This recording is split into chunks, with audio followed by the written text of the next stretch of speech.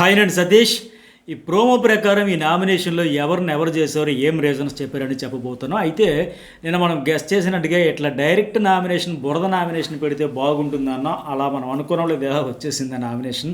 మరి మీకేమనిపించింది nomination process గురించి ఖచ్చితంగా కామెంట్ పెట్టండి. ఎవరి పాయింట్లు ఎట్లా ఉన్నాయి అనేది కూడా, ప్రోమో ప్రకారం ఏమనిపించింది అనేది కూడా చెబుతూనే వీడియో చూసే ముందు లైక్ చేయండి. Journalist Satish and news ball రెండు కూడా ఫస్ట్ టైం చూసే వాళ్ళైతే సబ్స్క్రైబ్ చేసుకుని ఇంతవరకు సబ్స్క్రైబ్ చేసుకోకపోతే అయితే అంతా బాగుంది. కానీ బురద నామినేషన్లు అనేటప్పుడు, ఫోటోలు తగలబెట్టాలనేటప్పుడు, లేకపోతే ఫోమ్ పూయాలనేటప్పుడు, ఇట్లా కలర్ రంగు పోయాలనేటప్పుడు మంచి మజా వస్తుంది, కిక్ వస్తుంది.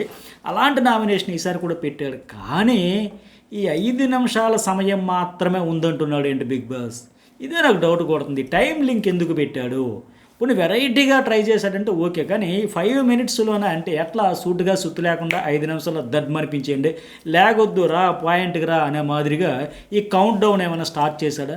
ఇదే కొద్దిగా ఇంట్రెస్టింగ్గా ఉంది. ఎందుకంటే ప్రతి ఒక్కరూ చెప్పడం మొదలు పెట్టగానే అవతల వాళ్ళ ఆర్గ్యుమెంట్ నుంచి వాళ్ళు మొదలు పెట్టగానే కౌంట్ డౌన్ అయితే స్టార్ట్. 5 మినిట్స్ నుంచి 4:59, 4:58 ఇట్లా కౌంట్ డౌన్ అయితే స్టార్ట్ అవుతుంది. అంటే కేవలం 5 నిమిషాల్లో ముగించేయాలా? అలా అయితే ఫైర్ మిస్ అవుతుంది కదా. మరి ఎంతసేపు అంటే అలా 1-to-1 అంటే పాయింట్ టు పాయింట్ పెంచుకుంటే కొంత ల్యాగ్ ఉన్న, కొంత వ్యాలిడ్ పాయింట్స్ ఫైర్ అయితే వస్తుంది. మరి ఇది ఎందుకు పెట్టాడో ఏంటో చూడాలి. ఎందుకంటే గార్డెన్ ఏరియాలో టీవీ పెట్టడం వల్ల ఏం ట్విస్ట్ ఉంటుందో చూడాలి. ఒకవేళ టైం 5 మినిట్స్లో క్లోజ్ చేసేయాలండి మాత్రం తుస్సుమంటుంది.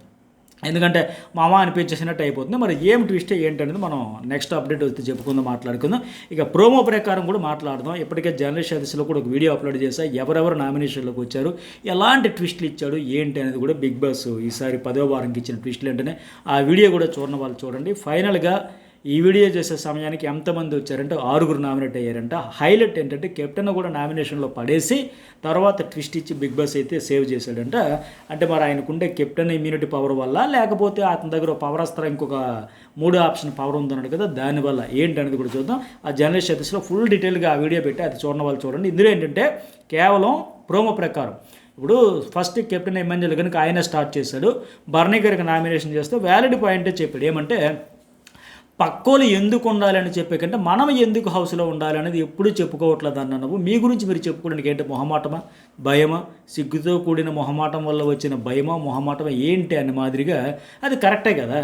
ఇప్పుడు బర్నీ ఏంటంటే ముందు అతని గురించి అతను చెప్పుకోకుండా పక్కాల గురించి పోటీలు కాస్తూ సపోర్టింగ్ చేస్తూ నేను సపోర్టింగ్ పిల్లర్ లెక్క ఉంటున్నాడు తప్ప, అయిపోతున్నాడు తప్ప. ఇప్పుడు బయట అయితే అట్లా హెల్పింగ్ హ్యాండ్ లాగా ఉండొచ్చు, కానీ బిగ్ బాస్ హౌస్లో ఏంటి అందరూ మీతో కాంపిటేటర్సే.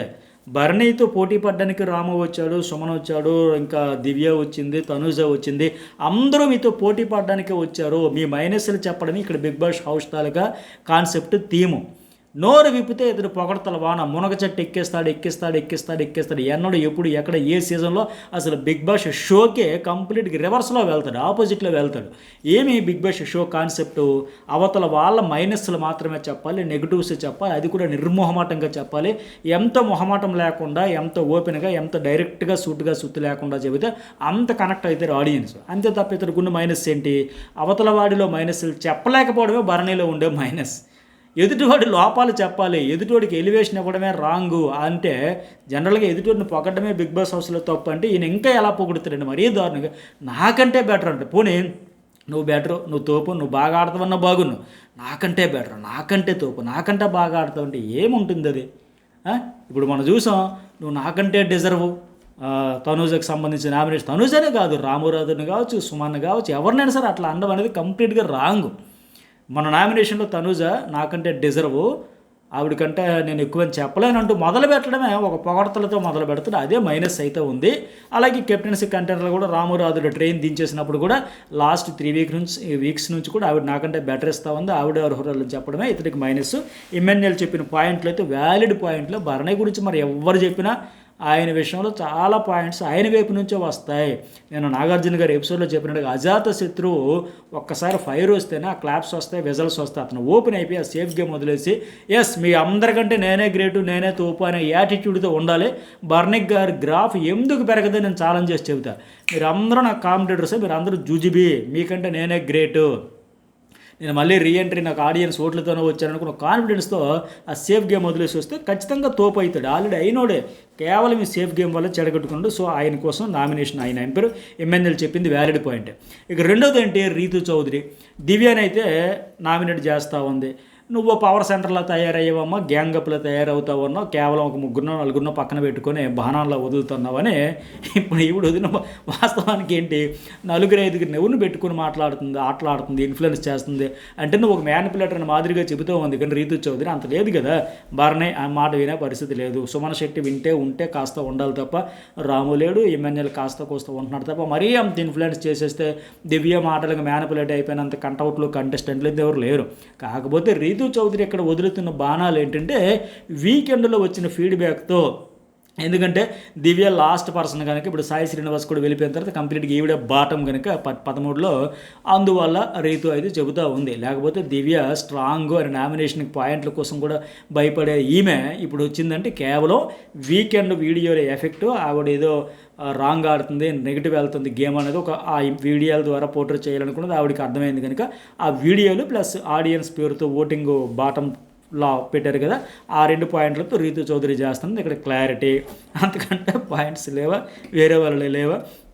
అట్లాగే మూడోది గౌరవ్ గుప్తా. సంజనాకు చెబుతా ఉన్నాడు ఫస్ట్ 2 వీక్స్ మీ పర్ఫార్మెన్స్ యావరేజ్ ఉందంట, తర్వాత 3, 4, 5 ఓకే అన్నట్టు ఉందంట. ఇది ఖచ్చితంగా రివెంజ్ నామినేషన్ లాగా ఉంది, ఎందుకంటే ఆమె లాంగ్వేజ్ ప్రాబ్లం అంటుంది. గౌరవ్ విషయంలో ఎవరు చెప్పినా అదే చెప్తారు.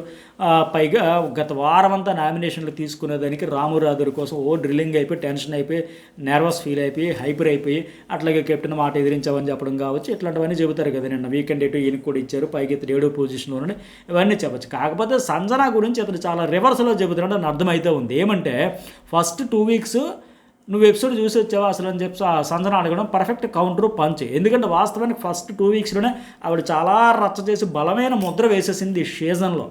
ఆ ఎఫెక్ట్, ఆ ఇంపాక్ట్, ఆ కంటెంట్ ఇప్పటికే ఆవిడ మీద ఒక బలమైన ఫ్యాన్ ఫాలోయింగ్ ఏర్పాటు చేసుకుని ఇన్ని వారాలు కొనసాగుతూ వచ్చిందంటే ఆ 2 వారాల్లో ఆవిడ వేసిన ముద్ర అలాంటిది.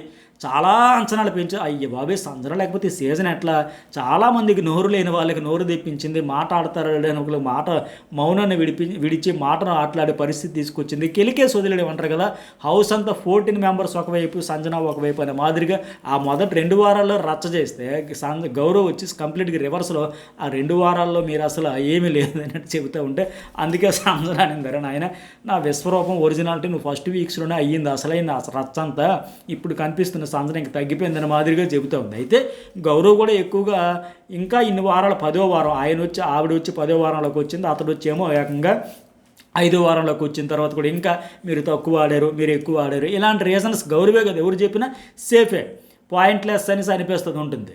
పైగా గౌరవ్ చెప్పాల్సి వస్తే ఎమ్మెన్యేలు తనూజ విషయంలో వ్యాలిడ్ పాయింట్స్ ఉంటాయి. పోనీ ఎమ్మెన్యేలు కెప్టెన్ కనుక చేయలేడు కనుక తనూజకు చెప్పడానికి కూడా వ్యాలిడ్ పాయింట్స్ ఉన్నాయి. ఎందుకంటే ఫెయిర్ అన్నాడు, టోటల్ అన్ఫెయిర్ అన్నాడు, ఆ కెప్టెన్సీ గ్రీన్ బ్యాడ్జ్ విషయంలో అన్నాడు కనుక అది స్ట్రాంగ్ పాయింట్, అది వ్యాలిడ్ చెయ్యొచ్చు.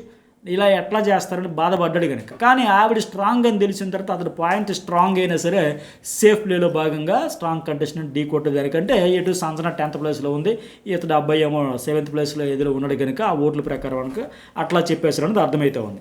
అట్లాగే నెక్స్ట్ వన్ ఎవరు, కళ్యాణ్. నిఖిల్ అక్కడ డిఫెండ్ చేసుకునేదాన్ని బట్టి కళ్యాణ్ నిఖిల్ చేసి నువ్వు ఇంకా కనబడట్లేదు, ఆడట్లేదు అనే మాదిరిగా సేమ్ ఇందాక సంజన గౌరవ్ విషయంలో ఎట్లా చెప్పు అదే పాయింట్ చెప్పినట్టు ఉన్నాడు. నిఖిల్ కూడా నాకంటే భరణి గారి కింద ఉన్నారు, నాకంటే దివ్య కింద ఉంది, నాకంటే సంజన కింద ఉంది, నాకంటే ఇంతమంది కింద ఉండగా నేను పైన ఉండగా నేను ఎట్లా వీక్ అవుతా, నేనే ఇంప్రూవ్ చేసుకున్నాను చెబుతాడు. వాస్తవానికి ఏంటంటే నిఖిల్ కూడా ఆ పర్సనాలిటీకి తగ్గట్టు, ఆయన అంచనాలకు తగ్గట్టుగా ఆ ఫస్ట్ అయితే సుమన్ శెట్టితో ఛాలెంజ్ కాకుండా గౌరవ్తో ఛాలెంజ్ చేసుకున్న వెయిట్ బ్యాలెన్స్ చేసుకున్న టాక్స్లో బాగా ఆడాడు, బాగా మంచి డెసిషన్ తీసుకున్నాడు, చాలా వాల్యుబుల్ డెసిషన్ తీసుకున్నాడు. అమాంతం ఆయన గ్రాఫ్ అక్కడికి పెరిగింది. ఆ తర్వాత ఏమి ఆడాడయ్యా అంటే భూతద్దం పెట్టి వెతికిరా దొరకట్లా, కనబడట్లా, ఉన్నాడంటే ఉన్నాను అట్లా జోబులు 2 చేతిలో పెట్టుకుని తిరుగుతున్నాడు తప్ప వ్యాలిడ్ పాయింట్ కానీ పర్ఫెక్ట్ టాస్క్ కానీ ఆరేసి సిరగదీశాడు అనే టాస్క్ కనిపించట్లా. పర్సనాలిటీకి తగ్గట్టు అసలు అవుట్పుట్ అయితే రావట్లే, ఎక్స్పెక్టేషన్స్ అయితే భారీగా ఉన్నాయి. ఎరగొట్టే సాడేస్తారు అనుకుంటా, అక్కడ అది లేదు, ఇక్కడ ఇది లేదు, ఎంటర్టైన్మెంట్ లేదు, కంటెంట్ లేదు, గొడవలు లేవు, పంచాయతీలు ఏమీ లేదు. సో కళ్యాణ్ చెప్పిన పాయింట్ వ్యాలిడే. 5 వారాల తర్వాత కూడా ఇంకో ప్రూవ్ చేసుకోకపోతే ఆ సేఫ్ గేమ్లో భాగంగా ఇది ఎంతవరకు నామినేషన్లోకి రాలే. శుభప్రదంగా నాకున్న అప్డేట్ ప్రకారం ఈ వారం అయితే ఫస్ట్ సింగిల్ ఓటుతో కూడా ఆయన కూడా నామినేషన్లోకి వచ్చేసాడు. సో ప్రోమో ప్రకారమే 4 నామినేట్ అయ్యారు, భరణి, సంజన, దివ్య, నిఖిల్. సింగిల్ ఓటును కూడా లాగేశాడంటే అసలైన ట్విస్ట్ ఏంటంటే గౌరవ్ ఏకంగా ఈ బురద మొత్తం పడి తడిసి ముద్దయ్యాడంటే ఆయనకి ఏకంగా 4 నామినేషన్ చేశారంట. సో ఇప్పుడు ఈ ప్రోమోలో చెప్పిన 4 కాకుండా భరణి, సంజన, దివ్య, నిఖిల్ ఈ నలుగురు కాకుండా మరో ఇద్దరు కూడా నామినేట్ అయ్యారంట. వాళ్ళు ఎవరంటే గౌరవ్ అండ్ రీతు. గౌరవ్కి చెప్పే కదా ఫుల్ తడిసి ముద్ద అవుతాడని. అయితే రీతు చౌదరిని కూడా నిఖిల్ లాక్కొచ్చాడంట. మరి ఏం చెప్పి ఉంటాడు ఏంటి ఉంటాడు. మొత్తం 6 అయితే నామినేట్ అయ్యారు. ఇంకా ఫుల్ డీటెయిల్స్ అయితే ఆ జర్నలిస్ట్ స్టడీస్ వీడియోలో చూడండి. ఈ వీడియోకి ఎంతవరకు కామెంట్ పెట్టిన వాళ్ళు కామెంట్ పెట్టండి, లైక్ చేయండి. జర్నలిస్ట్ స్టడీస్ అండ్ న్యూస్ వాళ్ళు 2 ఛానల్స్ కూడా సబ్స్క్రైబ్ అయితే చేసుకోండి.